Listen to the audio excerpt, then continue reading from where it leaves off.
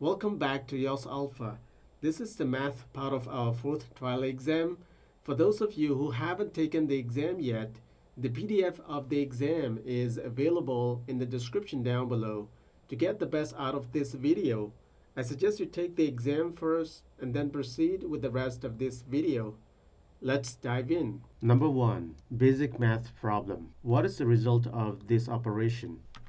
So 1 over 4, and we have negative 1 over 4 over here, and minus 1 over 7 plus 1 over 7, 1 over 5 minus 1 over 5. They all cancel out each other. So what's left is minus 1 over 3 only. So the answer is A. 2. The correct ordering of these three fractions is asked. So A is 4 over 5, B is 4 over 5 times 10 over 11. We can simplify it this way. In the same way, C can also be simplified to 4 over 5 times 100 over 111. Since we have the common factor for all those three, we can ignore it. So what's left is 1, 10 over 11, and 100 over 111. Since B and C are proper fractions, we know that A is the largest. And how do we compare B and C? We can multiply B by 10 over 10 and we'll have 100 over 110. Now that we have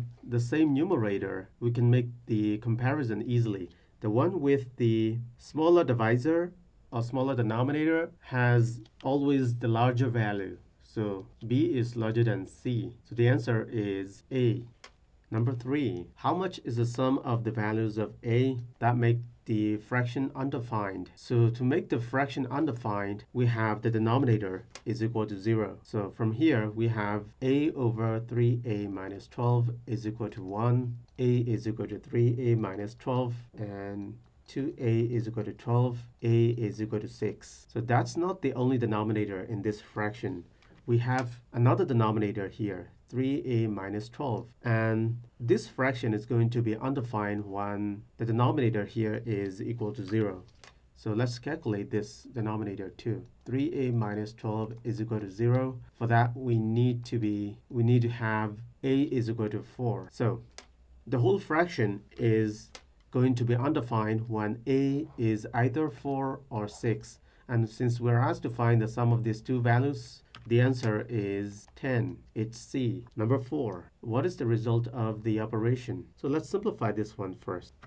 This is 1 over 3 to the x. We can simplify this whole thing further, and we have 3 to the x over 3 to the x minus 1. Now, to sum up the two fractions, we need to have the same denominators. So the first one is 1 minus 3 to the x. The second one is 3 to the x minus 1. So to make the denominators equal, I'm going to multiply the second fractions by minus 1. So if I multiply the denominator by minus 1, I should also multiply the numerator by the same number. So we have this. Now we can make the summation. So the result is going to be 1 minus 3 to the x on the denominator, and on the numerator we have 1 minus 3 to the x. Since we have the same numbers on both numerators and denominators, the answer is 1. It's B. Number 5. X is equal to 1 over 12, and this expression is asked. So let's simplify this. We're going to start with the numerator. We have minus and x squared to the minus 1 is x to the minus 2.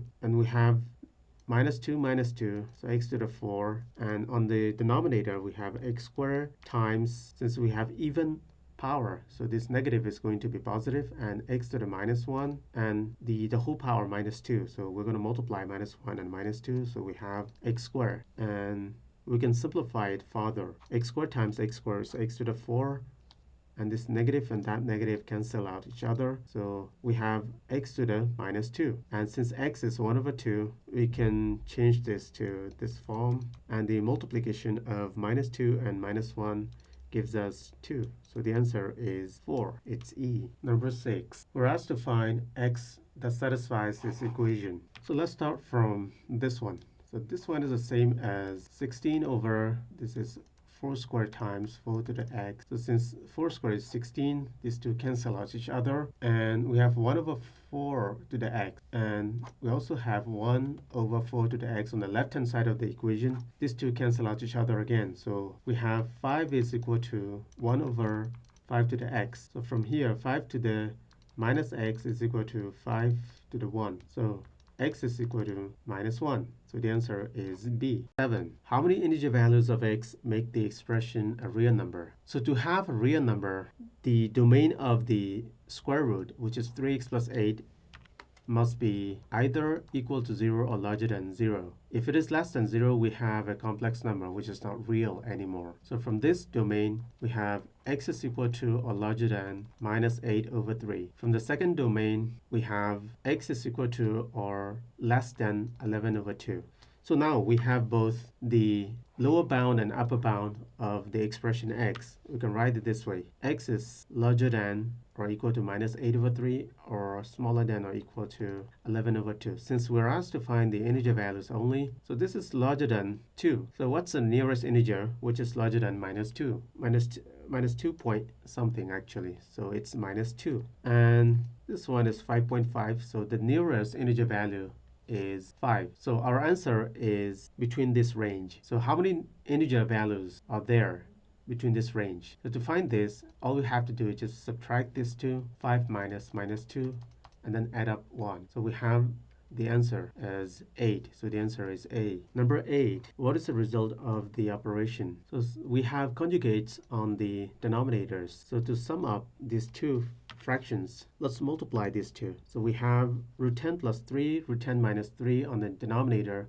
which is the same as root 10 the whole square minus 3 square. And on the numerator, we have root 10 minus 3 plus root 10 plus 3. And when we simplify this, we have minus 3 and plus 3 cancel out each other, and we get 2 root 10 as a result. And this 2 root 10 is divided by 2 over root 5, which is the same as multiplying by root 5 over 2. So let's do this. When we multiply these 2's cancel out each other, and root 10 can be simplified to root 5 times root 2. And we have 2 root 5's, multiplication of which gives us 5 root 2. So the answer is D.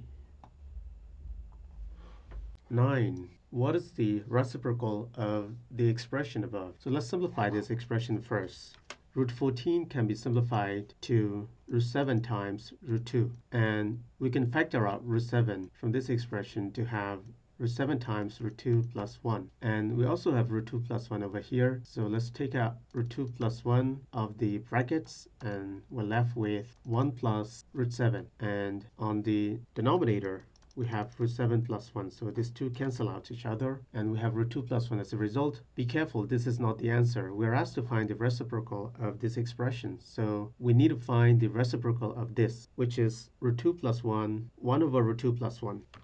Okay, since the fraction is not in the given answer choices, we need to rationalize this expression by multiplying both numerator and denominator by its conjugate, root 2 minus 1. So when we make the simplification, we have root 2 minus 1 over, this is root 2 the whole square minus 1 square. So it's 2 minus 1. So the answer is root 2 minus 1. So it's B. Number 10. This expression is given and we're asked to find B minus A. So let's simplify this expression first. From these two, we have A cancel out each other. So B over C is 2 over 3. And from these two expressions, we have, since C's canceling out each other, we have A over B is equal to 3 over 6, which is again equal to 1 over 2. Since now we have B's equal, we can take the ratio of A, B, and C. From these two expressions, we have the ratio A, B, and C as 1,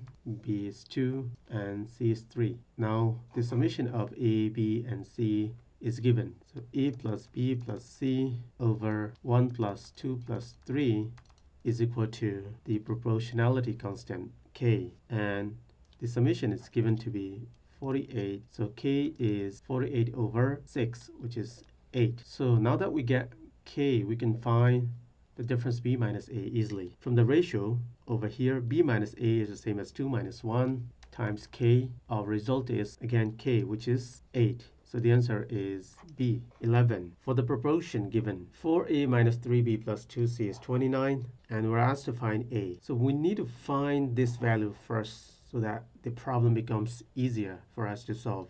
So since we have 4A over here, we're going to multiply this by 2. And since we have minus 3b, I'm going to multiply this by minus 1. And for the last one, we have 2c. So I'm going to divide both numerator and denominator by 2. So the resultant equation is 4a minus 2 over 6 is equal to minus 3b plus 1 over minus 4 is equal to 2c minus 3 over 3. Now we can sum them up. Okay, this one is k. When we sum them up, we have 4a minus 3b plus 2c, and we have minus 2 plus 1 minus 3 divided by the summation of the denominators, which is 6 minus 4 plus 3 is equal to k. And this one is given to be 29, and minus 3 minus 2 is minus 5, plus 1 is minus 4, minus 4 plus 29 is 25, and on the denominator we have 6 plus 3 is 9, minus 4 is 5, so k is 5 from here. Okay, let's get back to the given expression to find a. So this is equal to k. K is 5. From this, we can find a as 15 plus 1 over 2, which is 8. So the answer is D. Number 12. We have an identity a plus b plus c, the whole square is equal to a squared plus b squared plus c squared plus 2 times ab plus ac plus bc. And to get a squared plus b squared plus c squared, we can use this identity for this one. Let's square both sides of this equation. The only difference between the first one and the second one is that we have a negative over here. So we're going to use the same identity and write down the equation. A squared plus, instead of b squared, we have minus b the whole square, which is again the same as b squared, and c squared plus 2 times a and minus b is minus ab, and plus ac and minus b times c. We can simplify these two terms to AC minus A and minus B times A plus C, which is what we have here. And this whole expression is equal to 64. So let's simplify this expression. 64 is equal to A squared plus B squared plus C squared plus 2 times, this is 16. So from here, our answer, A squared plus B squared plus C squared, is equal to 64 minus 32, which is 32. So the answer is D. 13. The solution set of the equation is an empty set. We're asked to find A. So there are two linear equations given here. The first one is on the left-hand side. The second one is on the right-hand side.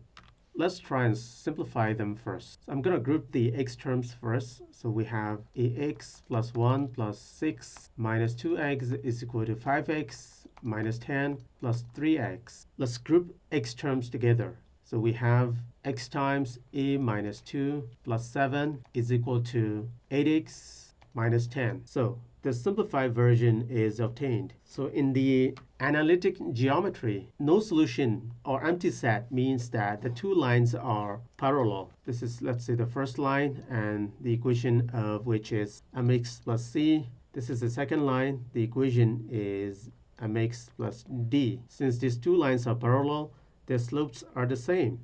And we're having this situation here in this problem. This is y1 and this is y2, and they are parallel because we are given the empty set as the solution set. So we can equate the slopes of these two equations and find the value of a. A minus 2 is equal to 8 and a is equal to 10. So the answer is D. 14. What is the value of y satisfying the system of equations above? Let's simplify this first by multiplying both numerator and denominator by 1 over xy.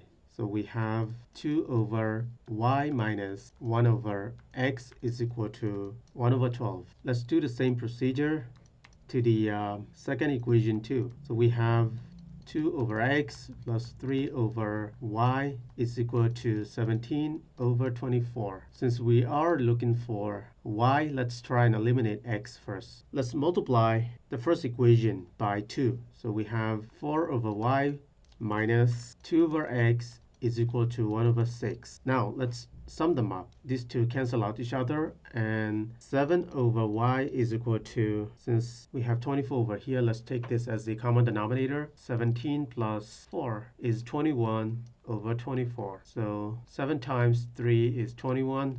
3 times 8 is 24, so the answer is 8B. Number 15. Three equations are given. We're asked to find the order from the largest to the smallest for x and y and z.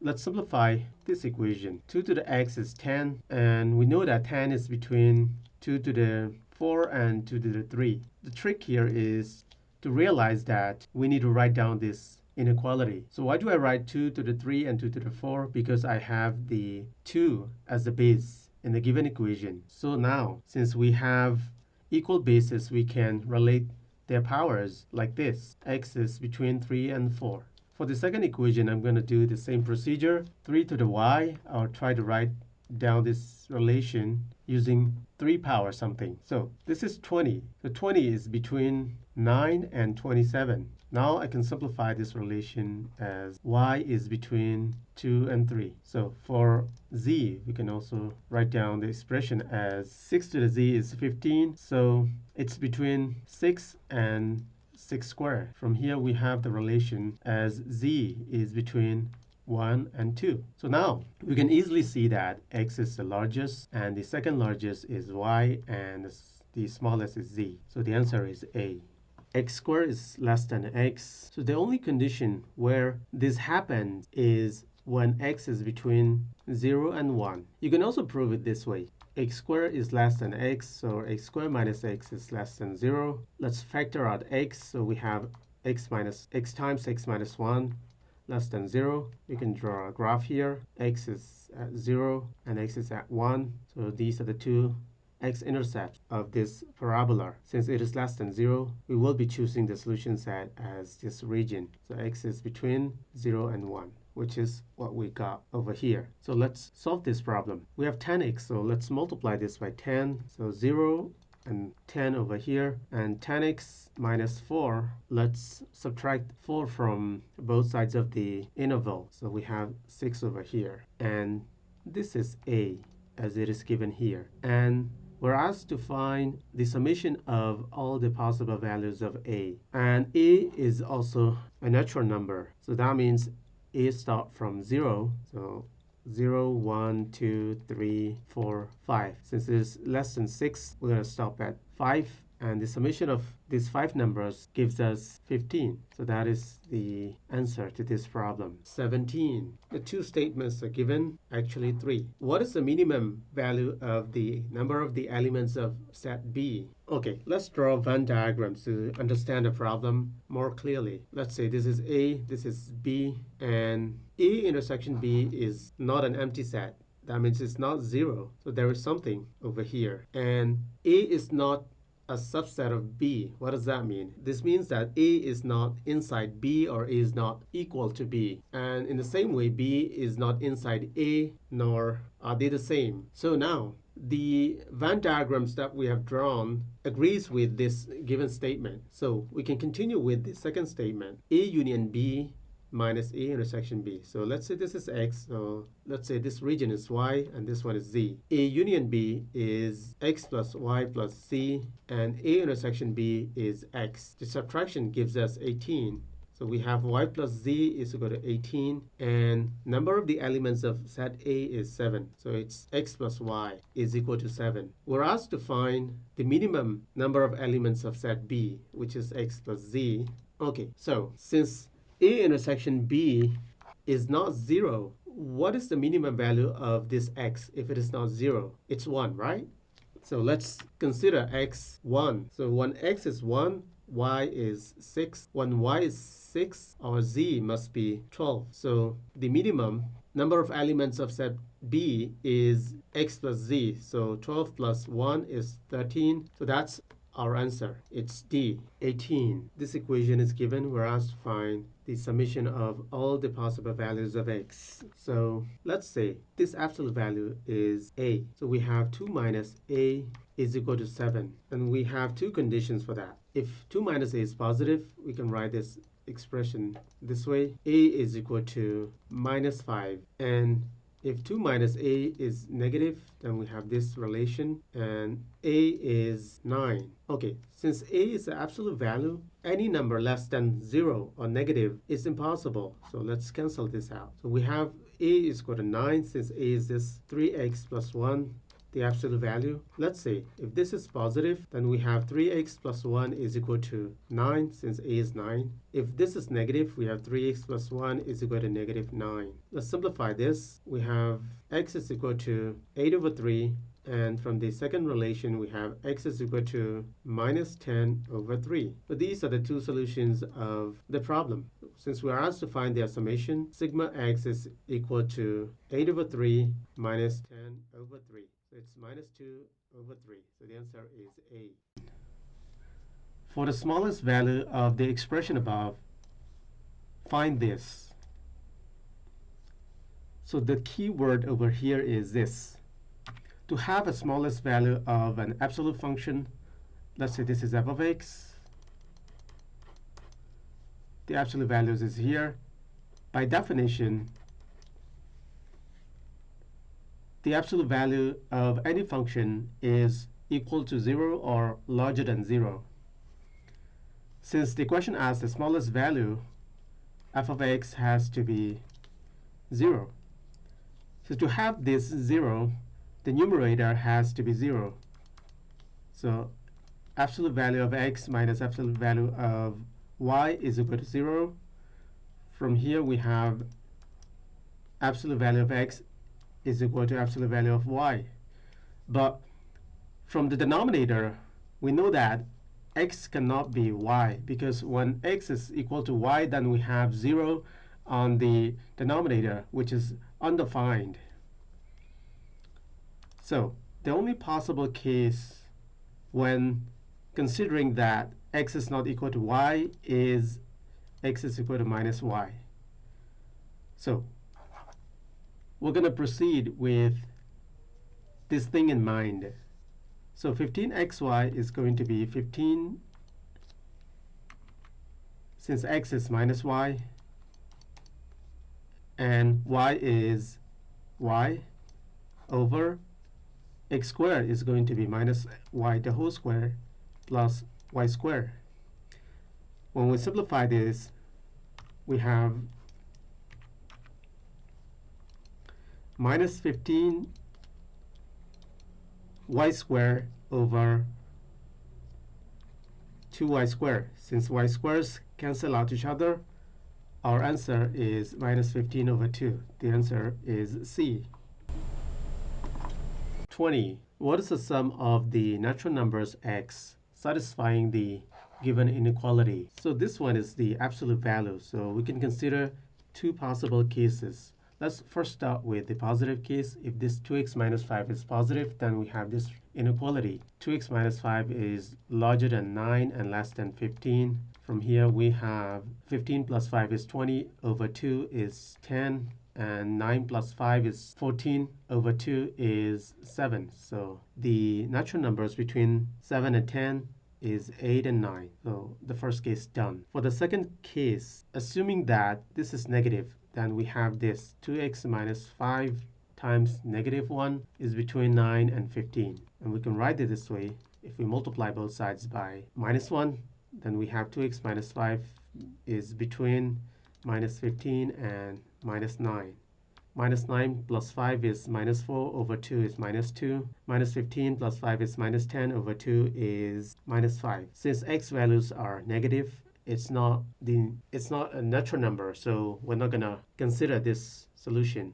So the only possible x values will be 8 and 9. So the summation is asked, right? 8 plus 9 is 17. It's D. 21. The simplest form of this expression is asked. So let's simplify this step by step. Let me copy this one over here, and let's simplify this step by step. Now let's factor out x. So what's left inside the brackets is x squared minus 16, which is 4 squared. And for this one, we have 4 times 3. Since negative is dominant, we have this x minus 4 times x plus 3. And let's factor out x. So we're left with x squared plus x minus 12. This is x plus 2, x minus 2. And for this one, we have x and 3 times 2, positive, positive. So we have x plus 3 and x plus 2. For this one, x plus 3, x minus 3. Since this is a division, when we change it to multiplication, we have it the reverse or the reciprocal of this. Let's write it down. X plus 3, x plus 2, and x plus 3, x minus 3 over x, and this one is equal to xx and 4, 3, positive dominant. So we have this x plus 4 and x minus 3 and x plus 2 and x minus 2. And for this one, we have x times x plus 2, x minus x plus 4, x minus 4. On the denominator, we have x minus 4 times x plus 3. So the final step is to cancel out the like terms. So x plus 3, x plus 3, x minus 4, x minus 4, x plus 4, x plus 4, x minus 3, x minus 3, x plus 2, x plus 2. So the last terms remaining are x plus 3 and x minus 2. So our answer is x plus 3 over x minus 2. It's D. 22. The equation is given and this one is asked. This is just a second order equation and we can see it better if we let root x is equal to y. From here we have y squared plus y minus 2 is equal to 0. This is easily factorizable as this. So y is equal to minus 2 or y is equal to 1. Since y is root x, you can write it this way. And root x can never be equal to a negative number, so this is impossible. So from the other side, we have x is equal to 1. So let's substitute x back into the equation. 1 plus 1 over root 1 is equal to 2. So our answer is C. 23. What is the degree of the following polynomial? So this one is asked. So the degree of a polynomial is defined by the highest power of that polynomial. For example, the degree of the p of x polynomial is 5. For q of x, it's 3. For p of x squared, let's write it down. We just have to take care of the highest power. Since the highest power of p of x is x to the 5, when x becomes x squared, we have this as the highest power, x to the 10. For q of x cubed, the highest power will be 3 times 3, so x to the 9. We don't care about the coefficients of that polynomial because, as I said, the definition of the degree of the polynomial is only defined by the highest power. So we have p of x squared, the highest power of which is x to the 10 minus, we don't care about the coefficient, so the highest degree of q of x cubed is x to the 9. So the difference between these two is us. We'll still have x to the 10 as the highest order of the difference in these two polynomials. So the answer is 10. 24. The remainder when the polynomial p of x is divided by x plus 1 is 2.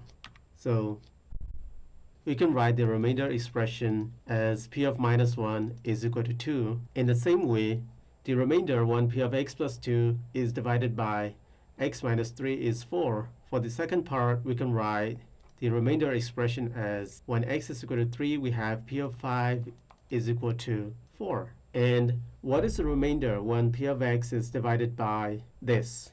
So before we continue, let me refresh the fact about the division. So let's say the quotient is q of x and our polynomial is p of x and the divisor is d of x and the remainder is r of x. Then we can write this as an equation. P of x is equal to the divisor times quotient plus the remainder. So if this is the case, then we can substitute the given expression here. P of minus 1 is equal to, in our case, the divisor is known. It's given to be this. So this is, let me factorize this before we continue. This is 5 times 1, negative dominant, so x minus 5 times x plus 1 times q of x plus r of x. So let's say this is just the p of x.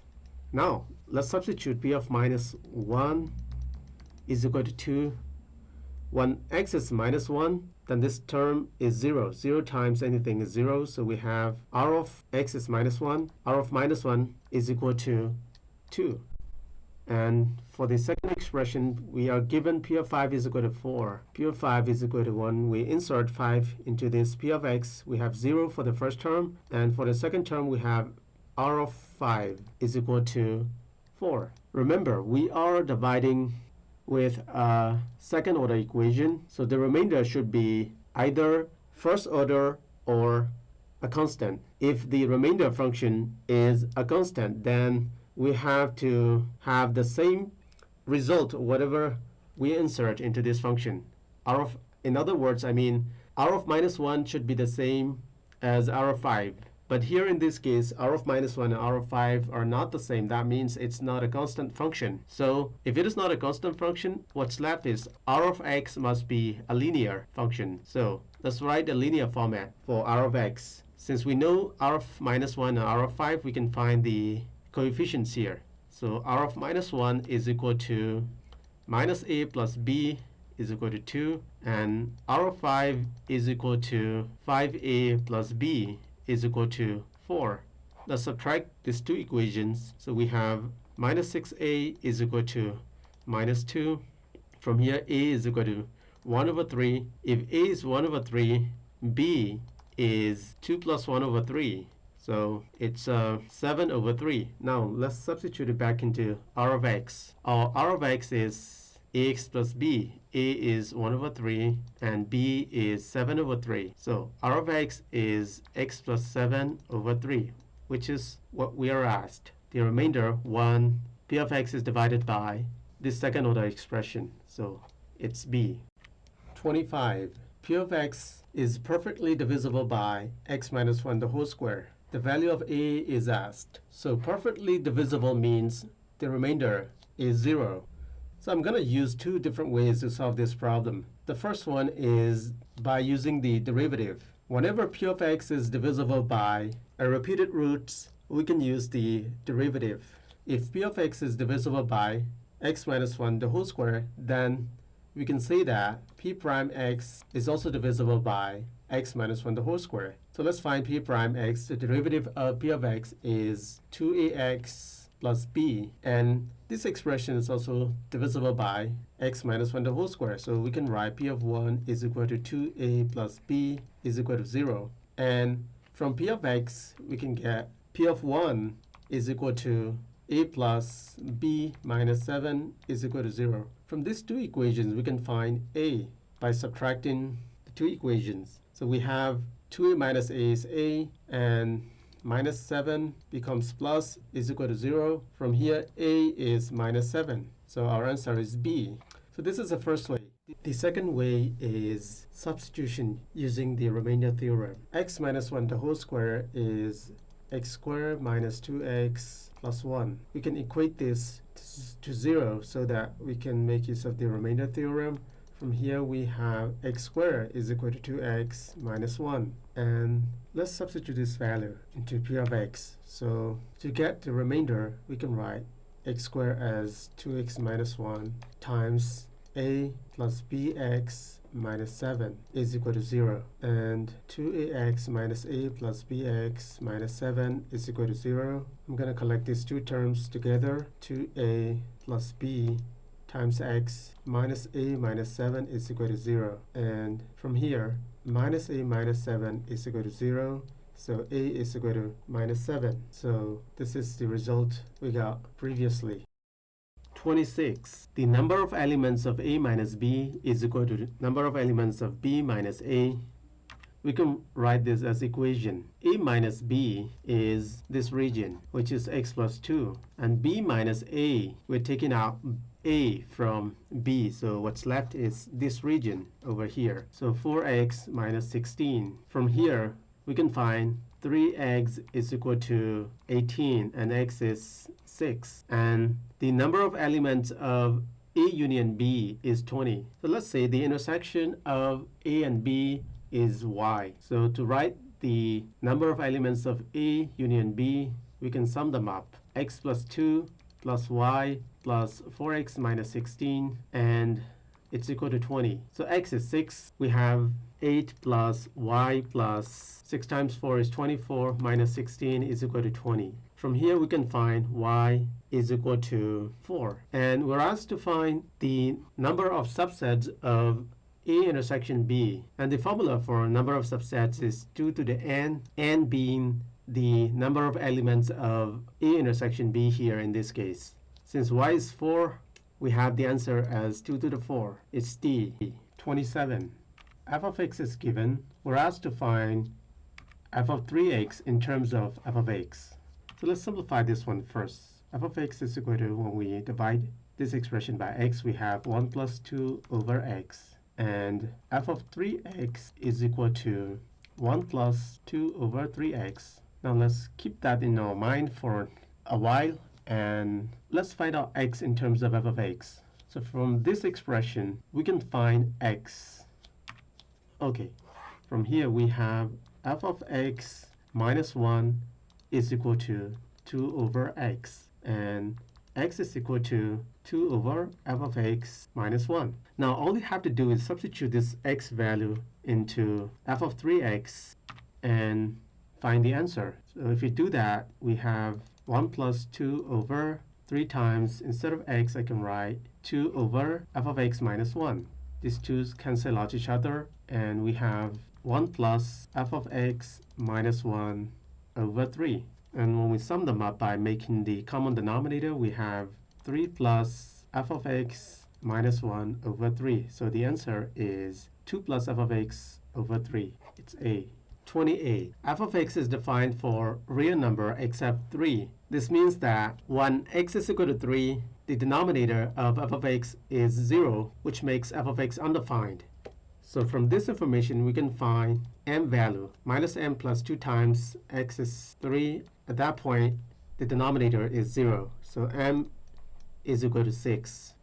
And this is for codomain. It is defined for all real numbers except minus 2, which means that when x is minus 2, the codomain is undefined. So the codomain is the same as the domain of the inverse function of f. So we need to find the inverse function first in order to make use of this information.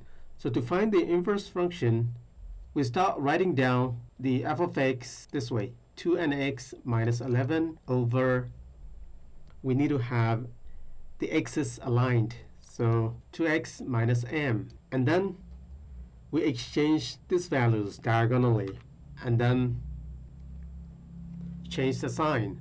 So instead of 2n, we'll have minus m over here, and 2x, instead of minus m, we'll have 2n, and then we're going to change the sign. Initially 2n is positive, so it's going to be negative. Here initially we have minus m, so we're going to have to multiply this by minus 1. So this is our inverse function. So the domain of the inverse function is a real number except when x is equal to minus 2. So when x is equal to minus 2, the denominator is 0. So let's substitute this. 2 instead of x, we have minus 2. Minus 2n is equal to 0. So n is equal to minus 2. And we're asked to find m over n. M is 6 and n is minus 2. So the answer is minus 3. It's C. 29. F of x and g of x are given this way. We're asked to find this one. It's the same as g of f inverse of minus 5. So let's start with f inverse of minus 5. F of x is y, so f inverse of y is x, and we're asked to find f inverse of minus 5, which is the x value when y is minus 5. When y is minus 5, our x value is here. We don't know it, but we can find this value when we know the g of x equation. So let's find g of x equation, which is a linear line. So the slope of this line is rise over run. Rise is 4, run is 2. 4 over 2, x plus c. Since it is the negative slope, we're going to have to add negative here. And when x is 0, y is also 0. So when x is 0, y should be 0. So that means c is 0. So our g of x is minus 2x. And how do we find this point? So this point is the same as g inverse of 6. So from here, g inverse of minus 2x is equal to x. We're after g inverse of 6. To get 6, x must be minus 3. So g inverse of 6 is minus 3. So this point is minus 3. And this point is the same as f inverse of minus 5. So f inverse of minus 5 is minus 3. So let's come back here. G of minus 3 is going to be, from here, g of minus 3 is minus 2 times minus 3. The answer is 6. So it's D, 30. Two operations are given this way. We're asked to find this. 3 circle 2. So A is 3, B is 2. So this is 3 plus 1 over 2 and 3 over 2 plus 1. So we have 4 over 2 is 2 and 3 over 3 is 1. And we have to select the minimum of these two. So the minimum of these two is 1. So this one is 1. And for 2 circle 2, let's do the same procedure. 2 plus 1 over 2, 2 over 2 plus 1. So we have 3 over 2 and 2 over 3. And we have to choose the minimum of the two. So it's 2 over 3. And one triangle 2 over 3 is the second operation. So it's 1 and 2 over 3, 2 minus 2 over 3, and 1 plus 2 over 3. So this is 4 over 3 and 5 over 3. We are choosing the maximum of the two. So 5 over 3 is larger. So the answer is 5 over 3. It's E. 31. ABC is an equilateral triangle, and DE is perpendicular to AC. AE and BD are given as 7 and 2. The perimeter of ABC is asked. Since ABC is an equilateral triangle, we're going to start with the angles. They have 60 degrees each. So this is 90. So this one must be 30. So we have 30, 60, and 90 triangles. And let's say this is x. Since this is 7 plus x, this side should also have 7 plus x because this is an equilateral triangle. If this one is x, which is opposite to 30 degrees, the opposite side of 90 degrees should be 2x, and this one is 2. And 2x plus 2 must be equal to 7 plus x. From here we have x is equal to 5. So 5 plus 7 is 12. Each side has the length 12. So the perimeter is asked. The perimeter is 12 times 3, which is 36. So the answer is E. 32. AB and CD are parallel, and AB is perpendicular to AH. CE is perpendicular to ED, given in the figure. AE is equal to EH. It's already here. 4 and 9 given. X is asked. So in this triangle, from Euclid theorem, let's say this is A. We can write a squared is equal to 4 times 9, which is 36. So A is 6. And this one is also 6. So from this triangle, we can use the Pythagoras theorem to find x. So x is equal to 15. 33. The right triangle is given. AB is perpendicular to BC. It's here. ED is perpendicular to AC. It's here. And AE and EB are given, and the area of this shaded region is asked. So this one and that one are equal, and these two are also equal. This reminds me of the circle case. Okay, let's draw a circle, and let's move it a little bit so that we have E as the center. Okay, so these two are the tangent lines to the circle, and if E is the center, then the radius and the tangent line are always perpendicular to each other. So since this is radius, which is equal to 4, so the radius over here must be 4 too. So we have 5 and 4, and from the Pythagoras theorem, we have this AD is equal to 3. And since it is drawn from, the two tangent lines are drawn from an outer point C, so we know that CE is a bisector. So from the bisector theorem, we can use this way. Let's say this is x and that is also x. So from the bisector theorem, 5 times x is equal to 4 times this whole thing.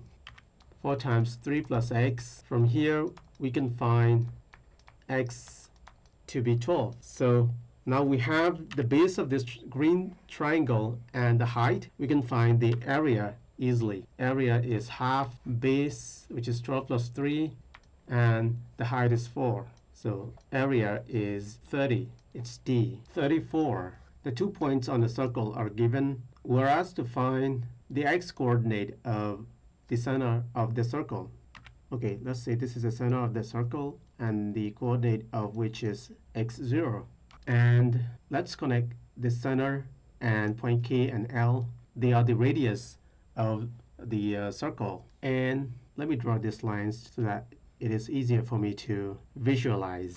So since y value is 2, this length is 2, and for this point y value is 3, and x value is minus 2. So this one is minus 2. Since this length is x, this is minus 2. So I'm going to use just the numeric value of this point. So this is just 2. So we have this line as x plus 2. And for this one, x coordinate is 3.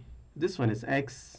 So this one, the distance over here is going to be, this is 3. So this one is 3 minus x.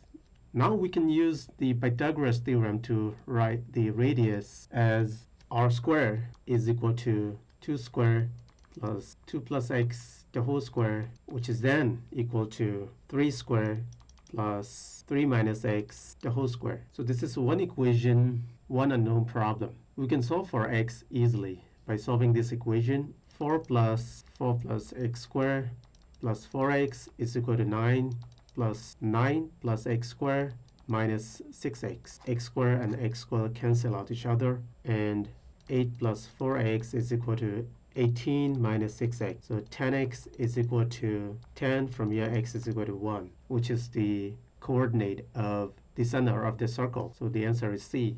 35. ABC and ODC angles are equal. It's given in the figure. And BO is equal to OC is given. And point E is given. And the length BC is asked. So let's start from the given angle. Let's say this is theta. That's also theta. If this one is alpha, then in this triangle, this is 90. So alpha and theta. So we also have in the bigger triangle, alpha and theta.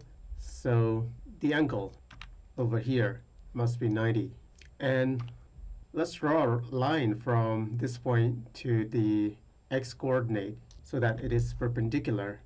So we can use the Euclid theorem. And this line is the y coordinate given here. So it's 12. And the x coordinate of this point is minus 5. So as the length, I can take it 5. And let's say this is x. So this length and that length are given to be the same. So this side also has x plus 5. Now I can use the Euclid theorem. 12 squared is equal to x times 5 plus x plus 5, which is x plus 10. And 144 is equal to x times x plus 10. When x is 8, we have 18 times 8, which is 144. So we can find the length BC now. BC is twice x plus 5. Since x is 8, 13 times 2 is 26, so the answer is E.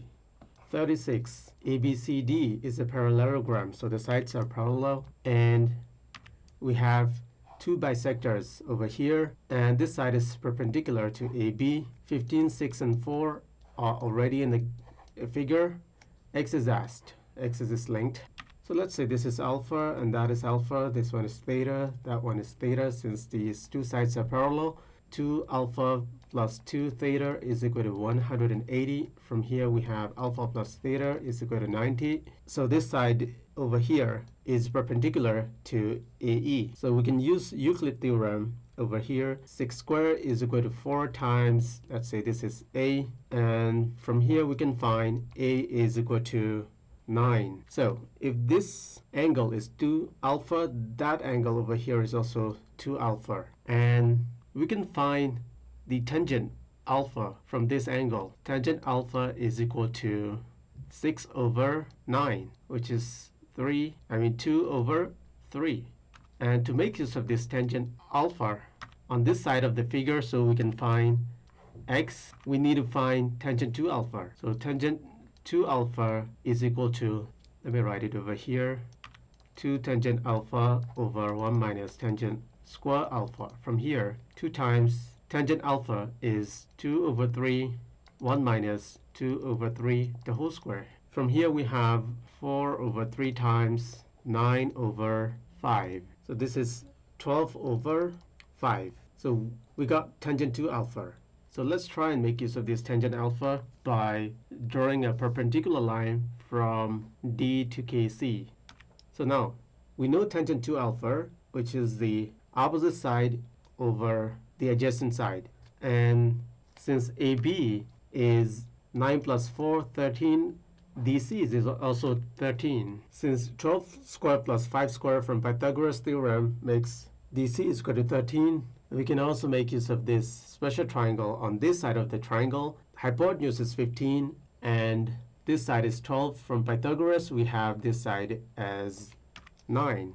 The summation of 5 and 9 gives us x is equal to 14. So the answer is C. For those of you who don't remember this formula, tangent to alpha, you can also use the bisector theorem by drawing a bisector from C to this line, and we'll have alpha and alpha over here. And since tangent alpha is already known, you can find this length, and I recommend that you try this at home too.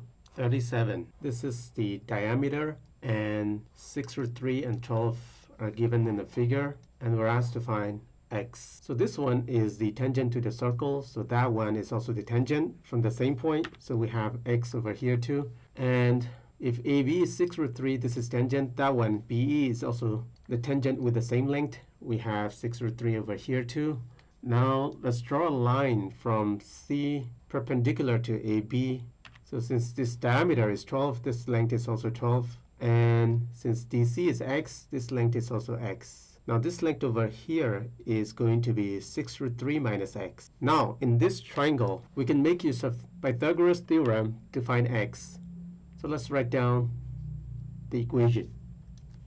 12 squared plus 6 root 3 minus x the whole square is equal to 6 root 3 plus x the whole square. Now let's solve this. 144 plus 6 root 3 the whole square plus x squared minus 2 times 6 root 3 is 12 root 3, and there is x. And on the right hand side of the equation, we have 6 root 3 the whole square plus x squared plus 12 root 3x. So these two cancel out each other, and x squared cancel out each other too. So we're left with 144 is equal to 24 root 3x.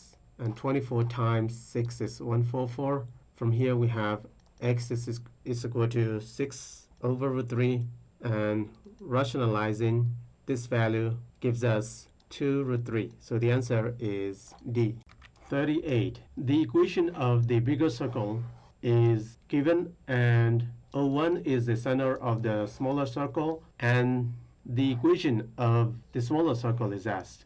So first of all, the equation of circle is written this way: x minus x1 the whole square plus y minus y1 the whole square is equal to r squared, where x1 and y1 are the coordinate of the center point. So let's say this is center. Okay, now from the equation of the bigger circle, we can find that x1 and y1 are zeros, so that is the coordinate center, and the radius is 2. So the radius over here is 2. So on the other side of that radius, we have this one. So since O1 is in the middle of that circle, so we have this one as 1 and that one as radius 1. So the coordinate of O1 becomes minus 1, 0. We can use this to write the equation of the smaller circle. X minus the new position of the center is minus 1. So x minus minus 1 the whole square plus y minus, since the new position of the center is 0, and the radius is 1, we have this equation as x minus x plus 1 the whole square plus y squared is equal to 1, which is D. 39. The width of the door is given to be 1. It's over here, and the angle that is making is 45 degrees, and we're asked to find the distance traveled by the door. So since the door is opening about this axis, when you look from the top, it looks like this. This is the initial position. That is the final position, which is at B. This is at A. So this is 45 degrees.